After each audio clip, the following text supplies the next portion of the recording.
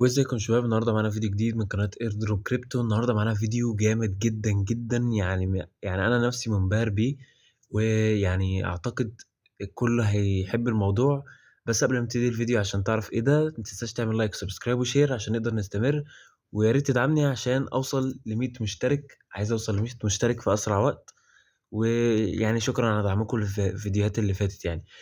ركز معايا بقى في الفيديو ده، عشان الشرح بتاع الموقع ده محتاج تركيز عشان تفهم الدنيا ماشية ازاي، لانه مربح جدا وهتنبسط بجد بالفكرة بتاعته.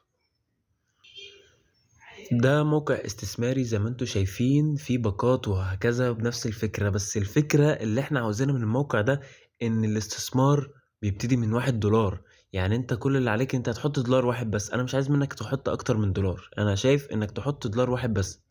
تيجي بقى على الخطة دي، تعال نشوف. لو انا مثلا حطيت $10، هي هنا في كالكوليتر عشان تفهم انت ازاي الخطة هتمشي. او كل 10 ساعات بتسحب الربح، او بيجي لك الربح وبتسحبه في نفس الوقت. والحد الادنى للسحب 5 سنت، يعني اقل، يعني يعتبر ما فيش ادنى سحب حتى. يعني تقدر تسحب اي مبلغ تربحه وتسحب على طول في وقتها. فتعالى افهمك الدنيا ماشيه ازاي دلوقتي. انا عملت ايداع بدولار واحد بس، زي ما انت شايف، ادي دولار واحد بس اهو، ديبوزيت اماونت دولار واحد بس خلال 10 ساعات. يعني كل 10 ساعات اخد ربح على طول. تعالى بص كده، يعني نمشي بالراحه. تعالى شوف المفاجاه. انت حرفيا هتاخد $2.70 يعني الربح بتاعك حرفيا في كل 10 ساعات هتاخد $2.70. فانت محتاج ايه تاني؟ يعني ده موقع خرافي جدا، وموقع بقاله شهر كامل. وانا سألت الموقع الدعم بتاعهم، قايلين ان هم بقالهم شهر. واتأكدت بنفسي، الناس كتير منزله عنه من فيديوهات يعني منزلينها في شهر. بس الموقع مش مشهور والناس ما اتكلمتش عليه كتير، لانه يعني مش مشهور، يعني ملوش شعبيه كبيره، فما محدش بينشر عليه بسهوله. فزي ما انت شايف كده، هو ده الموقع ببساطه، ما فيهوش اي حاجه. اعلمك ازاي تستثمر الدولار بتاعك ده. طيب، قبل ما نعمل اي حاجه، عايز افهمك حاجه كده. التسجيل الدخول هو رخم شويه. يعني انت محتاج بس تحط الباسورد مرتين وهكذا. يعني كل اللي عليك ان انت مثلا بتروح تعمل ساين اب هنا كده زي ما انت شايف اهو. طبعا اللينك في الوصف خش عن طريقي زي ما انت شايف كده اهو. يعني الحاجات مليانه، بس يعني مش هتتعبك في حاجه، يعني هي سهله يعني. بيقول لك حط الفول نيم، اكتب مثلا اسمك، يعني اسمك واسم الاب واسم الجد مثلا. اي حاجه ان شاء الله، تكتب اسم مش بتاعك اصلا. تيجي هنا اليوزر نيم، وده اهم حاجه. اليوزر نيم ده لازم تكون فاكره، يعني اللي هو تاني واحد ده. تعالى كده نشوف. تاني واحد ده اليوزر نيم لازم تكون فاكره، لان كل ما تخش على الموقع لازم هتسجل بيه. تمام، فلازم تكون فاكره وما تنساهوش مهما حصل يعني. نيجي هنا على الباسورد، بتكتب باسورد مثلا وتقوم كاتبه مرتين. يعني تكتب من هنا الباسورد مثلا 1 2 3، ونفس المره تحت 1 2 3 وهكذا. ونيجي بقى الايميل، ويكون الايميل شغال عشان يوصل لك عليه كود ويوصل لك عليه. يعني تاكد ان ده الايميل بتاعك. يعني تكتب هنا الايميل بتاعك وتكتبه مره كمان تحت عشان يتاكد منها.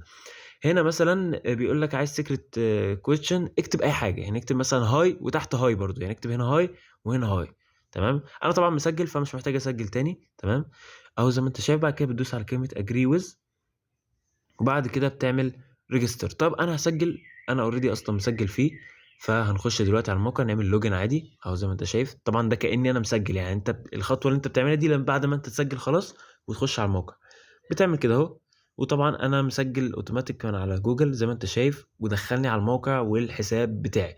طيب زي ما انت شايفين الفلوس بتاعتي، البالانس بتاعتي فاضيه، لان الفلوس موجوده اوريدي فين؟ في الاستثمار. تعال اوريك حاجه كده مهمه الاول، كاني معاك في البدايه، كانك داخل على الموقع مش فاهم اي حاجه. ده المنظر اللي هتخش عليه بعد ما تسجل في الموقع. هتيجي كده وتروح على تعمل ميك ديبوزيت. تمام، نروح على ميك ديبوزيت كده اهو زي ما انت شايف. يعني هنعمل ايداع. طبعا الموقع تقريبا ما بيدعمش اللغه العربيه، بس مش مشكله، هو سهل كده كده بالنسبه لك.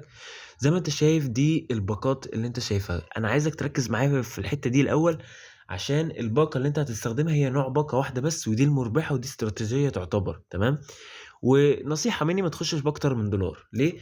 عشان الموقع بقاله شهر فمتعرض انه يقفل في اي وقت. فلو قفل تخسر دولار واحد احسن ما تخسر اكتر من دولار، فحاجه حلوه يعني. وبعدين الموقع يعني بقاله شهر، فغالبا هيبقى مطول وفي نفس الوقت هو خطر لانه طول، فممكن يكون هيقفل خلاص، فاهم؟ يعني هي بتتقاس بالسنس كده، فاحنا هنخش بدولار. يعني انت لو هتربح من دولار 2.5 دولار 72 سنت كل 10 ساعات، ده انت مش محتاج اي حاجه يعني، شكرا جدا يعني، انت مش محتاج اي حاجه خالص. ده من احسن مواقع الاستثماريه اللي شفتها في حياتي. تمام. فانت زي ما انت شايف كده هتيجي بالواجهه دي كده، زي ما انت شايف هيظهر لك الحاجات دي كلها كده.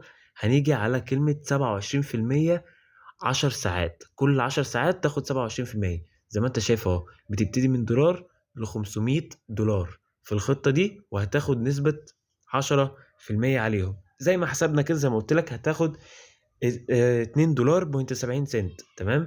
يعني كل 10 ساعات من ايداعك لواحد دولار هتاخد 2 دولار بوينت 70 سنت، وتقدر تسحب حد ادنى ل5 سنت بس. يعني انت متخيل؟ يعني مع حرفيا اي فلوس هتجيلك على اي ربح هتجيلك تقدر تسحبه على طول في نفس الوقت. تمام. طيب زي ما انت شايف كده اهو، بعد ما اخترنا هنا وعلمنا عليها، هننزل تحت. معلش انا بطول في الشرح عشان بس تفهم ان الموقع يعني واجهته صعبة شوية، مثل المواقع التانية اسهل بكتير من كده. ولكن احنا مش خسرانين حاجة، بالعكس ده احنا مستفيدين، فنتعلم حاجة زي كده احسن ونكسب منها فلوس. طبعا زي ما انتوا شايفين في عندك عملات كتير قوي انت ممكن تعمل ايداع من عليها، بس اعمل اللي انا هعمله بالظبط لان ده اسهل حاجة انا عملتها، ويعني ما شفتش فيها اي صعوبة بصراحة. زي ما انت شايف كده اهو، دي العملات كلها. هنيجي على كلمة ترون، يعني سيبك من الدنيا دي كلها ونيجي على كلمة ايه، ترون، وركز معايا كويس، ترون. تمام. هندوس عليها كده اهو زي ما انت شايف، وبعد كده هنعمل سبند او يعني صرف. تمام. ندوس هنا كده اهو. اهم حاجة تكون مشيت ورايا خطوة بخطوة من ساعة ما سجلنا. تمام. ونيجي هنا اهو زي ما انت شايف اهو. معلش احنا نسينا نعمل حاجة، نرجع راجع تاني معلش. زي ما انت شايف قبل ما تدوس انك تبعت، هنيجي هنا زي ما انت شايف اهو بيقول لك ايه amount to spend، يعني المبلغ اللي انت ايه هتحتاج تعمل له صرف. تمام. هتقوم شايل ال 10 دولار دي. طبعا احنا مش هنعمل ايداع ب 10 دولار، هنعمل ايداع ب1 دولار بس. هنيجي نعمل كده اهو، نحط 1 دولار. تمام. ونختار عملة ترون، بعد كده نعمل spend اهو زي ما انت شايف. تأكد معايا في الحتة اللي جاية دي، زي ما انت شايف كده تأكد انه كاتب ديبت اماونت 1 دولار بس، والخطة تكون 10 ساعات. تمام. اللي هي 27% و10 ساعات الخطة زي ما انت شايف كده بالظبط. ركز معايا لان الخطوة اللي جاية دي صعبة شوية ومحتاجة تركيز. طبعا هو بيقول لك هو محتاج كام تي ار اكس ترون، اللي هي التي ار اكس. تمام. احنا هندفع له بالتي ار اكس، وطبعا السحب هيكون بنفس العمله اللي احنا حطيناها. يعني ما ينفعش مثلا تحط بالتي ار اكس وتسحب يو اس دي تي، ما ينفعش خالص. اللي انت هتسحب بيها تسحب بالتي ار اكس برضو من نفس المكان اللي انت بعت منه. فزي ما انت شايف بيظهر لك الشكل ده كده زي ما انت شايف اهو. كل اللي عليك ان انت تعمله، هتشايف الكود اللي تحت ده كده، هتقوم واخده. طبعا اللي هو كاتب لك هو محتاج كام تي ار اكس عشان يساوي 1 دولار يعني. طيب زي ما انت شايف كده الكود اهو، هنقوم عاملين كده ونعمل كوبي يعني اهو زي ما انت شايف كده. ندوس عليه ونعمل كوبي تكست زي ما انت شايف، اخدناه اهو خلاص. ونروح على المنصة بتاعنا، سواء بقى منصة التداول، زي مثلا محفظة اللي هي ثابتة زي مثلا تراست وولت او باينانس او بايبت. اي منصة تداول تقدر تسحب منها، مفيش اي مشاكل. تعال طيب نروح على باينانس مثلا. طب زي ما انت شايف هي دي كده محفظة باينانس اهو زي ما انت شايف. ركز معايا في الحتة دي عشان الحتة دي مهمة. طيب ان نفترض انك معاك مثلا يو اس دي تي. تمام. معاك مثلا 10 يو اس دي تي، 5 يو اس دي تي. احنا محتاجين منهم دولار واحد، يعني لازم يكون معاك في محفظة باينانس او اي محفظة يكون معاك 1 يو اس دي تي. طب نعمل ايه بقى؟ طبعا باينانس ما بتبعتش اقل سحب من باينانس 10 دولار. فاحنا نعمل ايه عشان نقدر نبعت ترون بسهولة؟ هنيجي على كلمة مور اللي هنا دي. ركز معايا في الخطوات دي واعملها بالظبط، يعني لما تيجي تنفذ اعمل الخطوات اللي انا بعملها واحده واحده. نيجي ننزل هنا ندور على كلمه كونفيرت. تمام. او تحويل باللغه العربيه اهي زي ما انت شايف كونفيرت اهي. نيجي كده او زي ما انت شايف خطوات سهله اهي، ماشي معاك واحده واحده. نفترض مش نفترض، احنا هنعمل بجد زي ما انت شايف اهو. بس طبعا انا حولت خلاص، مش محتاج احول تاني. نيجي على كلمه فروم اهي اللي هنا دي اللي فوق. نختار مثلا هنا انت معاك يو اس دي تي، هنجيب يو اس دي تي زي ما انت شايف اهو. جبنا يو اس دي تي واهو حولناها يو اس دي تي هنا. ركز معايا يو اس دي تي هنا، وننزل تحت نختار دي تي ار اكس. تمام. تي ار اكس اهو زي ما انت شايف. احنا كده بنعمل ايه عشان تبقى فاهم؟ احنا بنحول اليو اس دي تي لتي ار اكس، لان تي ار اكس تقدر تبعت لحد ادنى مبلغ قليل جدا. تمام. فركز معايا. طبعا انت هتكتب هنا ايه؟ هتكتب هنا المبلغ اللي هيساوي، يعني نكتب $1 ركز معايا كده 2 سنت. للأسف الحتة دي نسيت أقولها لك في البداية، إن أنت محتاج 2 سنت كمان. تمام.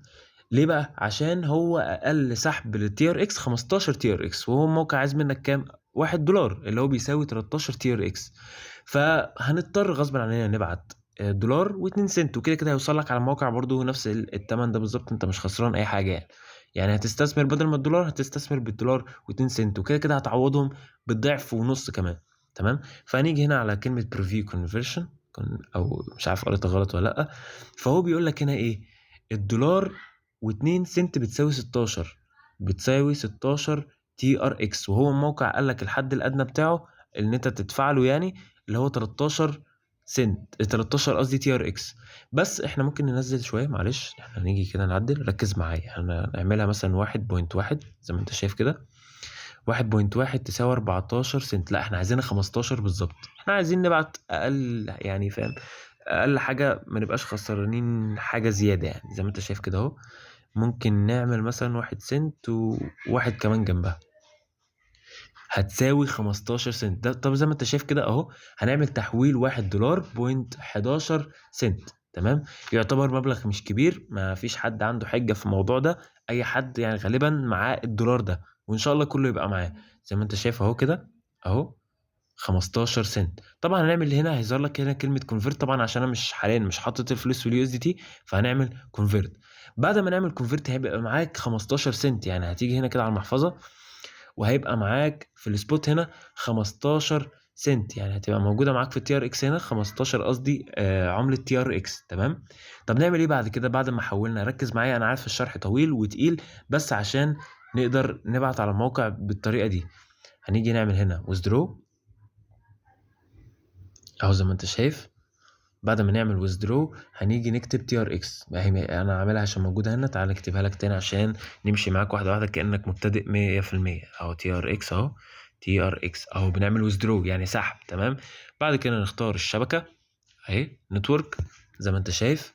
بعد كده هنكتب هنا الكود اللي احنا عملنا له كوبي من الموقع اهو زي ما انت شايف. ركز معايا، ده الكود اللي خدناه كوبي من الموقع. تمام اهو، حطيناه هنا اهو. وبعد كده نيجي هنا نختار تي ار اكس. طبعا ممكن ما تبقى عندك ظاهره مثلا بي ان بي مش عارف ايه دي، سيبك من ده، احنا عايزين تي ار اكس 20. تمام اهو زي ما انت شايف كده. طيب زي ما انت شايف كده احنا الخطوه دي اللي احنا وصلنا لها، هنقوم هنا كاتبين ال 15 تي ار اكس اهو، دي ال 15. ركز معايا لان الحد الادنى للسحب 15، وهيوصل لنا على الموقع 14. فده حلو قوي يعني، ده اللي احنا عاوزينه. حرفيا هتدفع $1 و11 سنت بالظبط عشان تقدر تستثمر في موقع هيكسبك بعد 10 ساعات ضعف اللي انت حطيته ونص. فده حاجه جميله جدا. ركز معايا، هنيجي نعمل هنا withdrawal اهو. هيعمل withdrawal بعد كده طبعا عشان مفيش الكميه دي عندي حاليا، فهنعمل withdrawal. بعد كده ايه تبعت عادي على الموقع، تحط هيطلب منك البصمه او يوصل لك كود على الايميل بتاعك وتحط وتاكد له الارسال. بعد ما نفترض خلاص قال لك ايه تم ارسال الفلوس للموقع. تمام. هنيجي هنا كده نسيب باينانس خالص اهو، هنسيب الباينانس خالص ونرجع على الويب سايت بتاعنا. مش بحاول ما اوقفش الفيديو كتير عشان تبقى ماشي معايا واحده بواحده. تمام اهو زي ما انت شايف كده دخلنا على الموقع بسهولة من غير اي مشاكل تماما. تمام. زي ما انت شايف اهو، احنا كده نعتبر دي الايداع اللي انا لسه عامله من شويه قبل الفيديو. يا ريتني كنت عملته في الفيديو عشان اوريكم ازاي اكتر بتفاصيل احسن، بس للاسف انا عملت ايداع فللاسف يعني. فزي ما انت شايف كده هيظهر لك هنا بيقول لك ايه waiting for your الارسال بتاعك، مش الكلمه دي، هيبقى waiting for your الارسال بتاعك اللي هو الريسيف يعني. بعد كده هيظهر لك الشكل ده، بيقول لك ايه payment، هيظهر لك كلمه payment وهيقول لك ايه deposit created، يعني تم خلاص يعني تم انشاء الايداع بتاعك. تمام. طيب انت بعد كده دي الواجهه بعد ما انا عملت ايداع خلاص، يعني ده اللي هيظهر لك بالشكل ده، يظهر لك الرساله دي كده تحت، اعرف ان انت خلاص كده عملت ايداع. طب نعمل ايه بعد ما عملنا ايداع؟ هل الباقه اتفعلت لوحدها ولا لازم نفعل حاجه؟ لا الباقه كده اتفعلت لوحدها وهوريك ازاي دلوقتي. تمام. تعالى نيجي هنا اهو كده هنيجي على الايرنينجز هيستوري. زي ما انت شايف كده الايرنينجز هيستوري اللي هو ايه، تاريخ او المبالغ اللي انت كسبتها من الموقع. طبعا احنا لسه ما كسبناش اي حاجه ولسه ما عداش 10 ساعات، بس عشان اكد لك ان ال 10 دولار وصلت. طيب زي ما انت شايف كده، قصدي الدولار معلش. زي ما انت شايف كده اهو، بعد ما دخلنا على ايرنينجز هيستوري هيظهر لك الخانه دي. زي ما انت شايف كده بص اهو، ده حرفيا دي الفلوس اللي انا حطيتها في الموقع. تمام، ادي دولار بوينت 3 سنت اهو. زي ما انت شايف اهو، ده الدولار بتاعي اتاكد اهو، ظهر لك كده الدولار اهو، ده الدولار بتاعي اللي انا حطيته. وادي الخطه اهي، بيقول لك ديبوزيت تو ال 10 ساعات. دي الخطه ال 10 ساعات زي ما احنا متفقين. تمام، زي ما انت شايف. طبعا هنا بيظهر لك اهو، بيقول لك هنا اهو التوتال الايرنينجز. انا طبعا لسه ما طلعتش اي مبلغ لان لسه مستثمر قبل ما اصور الفيديو ده من شويه يعني، فاهم؟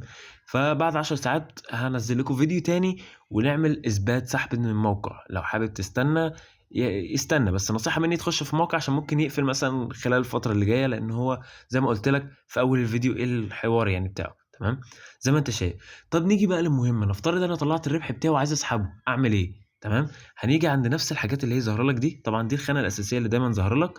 زي ما انت شايف كده هنروح على كلمه ويزدرو او باللغه العربيه سحب.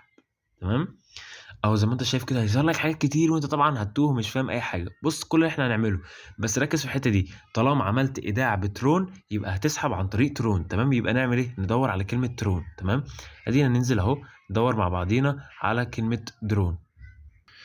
طب يا شباب زي ما انتم شايفين لقينا الترون اهي، زي ما انت شايف اهي. نكبر بايدينا كده اهي، مكتوب ترون او تي ار اكس ترون. تمام، زي ما انت شايف كده هنعمل ايه بقى؟ هنيجي كده على الجنب ونعمل ندوس على كلمة نوت سيت او اللي هي يعني مش محطوطة. تمام، هنيجي عليها كده اهي، ادي ترون، ونيجي على كده نوت سيت وندوس عليها زي ما انت شايف.